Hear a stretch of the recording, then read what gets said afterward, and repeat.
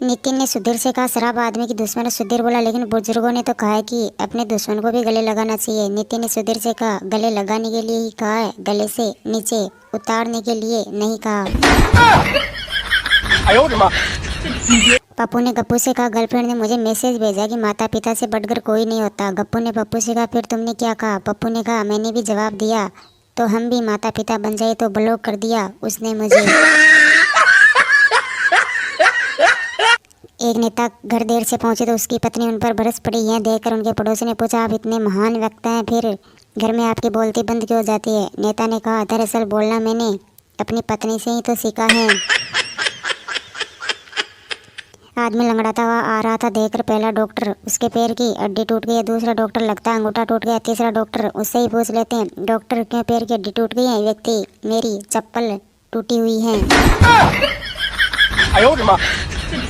एक कैदी दूसरे कैदी से बोला, क्या तुम्हारे सगे संबंधी कभी जेल में तुमसे मिलने नहीं आते? पहले कैदी ने दूसरे कैदी से कहा, इसकी आवश्यकता नहीं पड़ती, वे सब इसी जेल में मौजूद हैं। सुनकर पहला कैदी हुआ शॉक्ड। एक भिखारी नल पर नहा रहा था, तभी उसके एक भिखारी मित्र ने कहा, यार जहाँ तक मुझे याद पड़ता है तुम पिछले महीने ही तो नहाए थे। दूसरा भिखारी बोला, यार तुझे तो मालूम ही है कि मुझे साफ सुथरा रहने की आदत है। जज ने अपराधी से कहा, जब तुमने अपने पति की चाय में जहर मिला दिया तो तुम्हें उस पर तरस नहीं आया? अपराधी जज से बोली, तरस तो आया था जब उसने दूसरी प्याली मांगी थी। सुनकर जज साहब हो गए शॉक्ड। पति और पत्नी कहीं जा रहे थे, तभी एक भिखारी वहां से गुजरा और आवाज लगाई, ये हुस्न की मलिका, अंधे को 5 रुपए दे दो।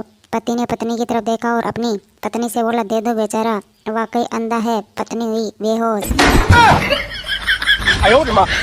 संता ऐसा तरीका बता जिससे मैं 100 साल तक जिंदा रह सकूं। बनता, 3 दिन में एक बार खाना खा और 3-4 शादियां कर ले। संता, क्या इससे मैं 100 साल तक जिंदा रहूंगा? बनता, नहीं, पर इससे तो जल्दी ही 100 साल का दिखने लगेगा।